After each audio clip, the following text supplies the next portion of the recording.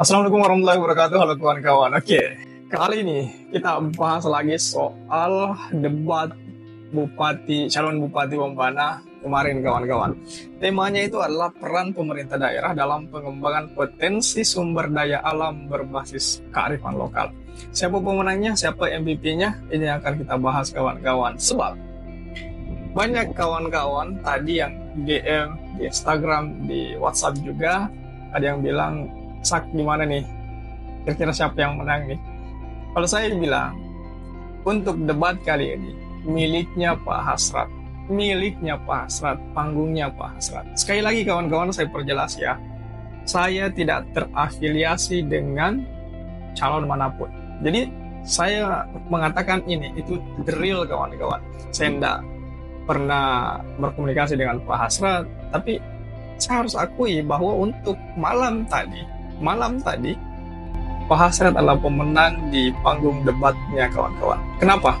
4 alasan mengapa Pak Hasrat menang di debat malam tadi kawan-kawan. Pertama, Pak Hasrat menguasai materi. Ya, dengan tema peran pemerintah daerah dalam pengembangan potensi sumber daya alam berbasis kearifan lokal, Paslon 1 dan Paslon 2 itu berasa kayak mereka terjebak dengan kata perusahaan. Itu beberapa kali mereka ulang-ulang itu.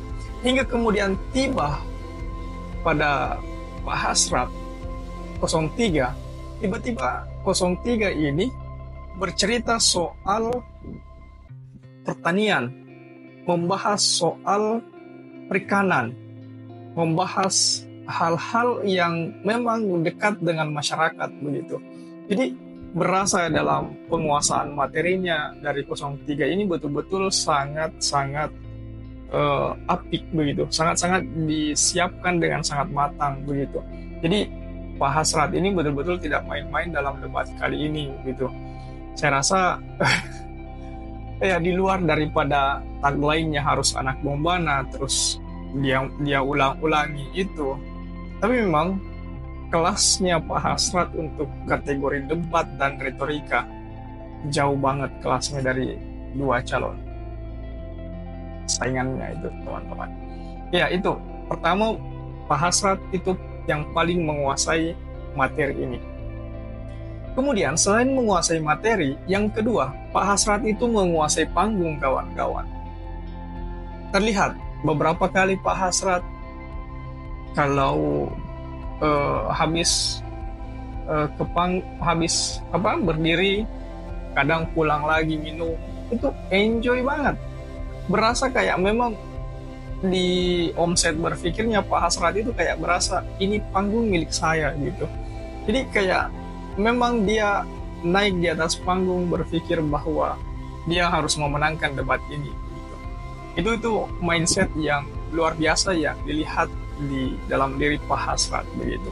Ya meskipun tidak bisa kita pungkiri juga memang dari kedua paslon Pak Bur misalnya ataupun Bu Andi Nirwana, ya mereka juga punya persepsi mungkin sama dengan Pak, tapi Pak Hasrat ini luar biasa, auranya itu luar biasa dengan gaya bahasa, kemudian dengan mimiknya juga itu sangat meyakinkan banget tuh.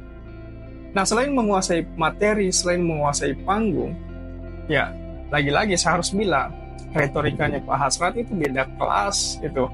Maksudnya kelas retorikanya Pak Hasrat itu harus kita akui memang mengungguli 2 calon ini begitu. Mengungguli Pak Bur ataupun Bu Andi Nirwana. Bu Andi Nirwana betul-betul kayak, ya kita bisa katakan, ini mohon maaf aja nih, saya harus katakan Bu Andi Nirwana tidak kelihatan di sini. Karena dominan yang ngomong di nomor di 02 itu ya Pak Herianto. Kayak seolah-olah Pak Herianto ini mengcover semuanya begitu. Jadi kayak orang yang paling kewalahan di debat tadi itu sekali lagi Pak Herianto yang paling kewalahan. Itu karena kalau 01 kan kadang diimbangi dengan wakilnya ataupun kadang juga Pak Bur juga yang cover. Begitupun dengan 03. 03 wakilnya juga main ketika antar wakil begitu. Tapi Pak Hasrat sekali lagi dia memasak semua paslon. Kalau saya bilang itu, maksudnya bahasa kasarnya lah kayak gitulah. Kemudian yang keempat, kenapa Pak Hasrat memenangkan debat kali ini? Itu bahasanya itu lebih dekat dengan masyarakat. Yang mana bahasa yang lebih dekat? Kayak dia cerita bahwa dia lahir dan tumbuh besar di Bombana, kemudian dia tahu dia lahir di sejak kecil dia sudah main di sawah, sawah, kemudian tahu soal barat ke timur, selatan ke utara, soal Bombana, dan tahu kebutuhan-kebutuhan apa yang diinginkan oleh keluarga mereka. Jadi kayak seolah-olah Pak Hasrat ini memang hadir di panggung debat itu betul-betul membawa pengalamannya begitu. Jadi selain bahasanya yang dekat itu kedengarannya itu, tapi memang kita bisa rasakan Pak Hasrat ini betul-betul tampil dengan begitu meyakinkan kawan-kawan, dan secara natural dia katakan itu karena memang ya sekali lagi Pak Hasrat yang selalu diulang-ulang bahwa dia putra anak kandung Bombana gitu. Saya sempat kaget juga ketika dia bilang bahwa mulai dari 2003 berdirinya Bombana sampai hari ini itu belum ada yang memimpin Bombana anak kandung dari Bombana itu sendiri. Boy, saya dengar itu langsung kayak boom. Bukan apa-apa sih. Waduh, gila. Saya enggak membayangkan sebelumnya kalau Pak Hasrat bisa mengatakan hal demikian. Dan betul-betul di panggung tadi Pak Hasrat lagi-lagi saya katakan memasak gitu. Ya, sebagai kesimpulan kawan-kawan, jadi ini 4 alasan mengapa Pak Hasrat memenangkan debat tadi gitu. MPP lah bahasa kerennya anak muda sekarang gitu. Yang pertama, dia menguasai materi. Kemudian yang kedua, menguasai panggung. Dan yang ketiga, retorikanya kelas banget. Kelas. Kemudian yang keempat, bahasanya lebih dekat dengan masyarakat. Tuh. Jadi ini 4 alasan kenapa Pak Hasrat memenangi debat tadi. Bagaimana tanggapan kawan-kawan? Coba tulis di kolom komentar. Oke? Share juga video ini supaya banyak yang tonton juga, supaya banyak yang ikut nimbrung di kolom komentar.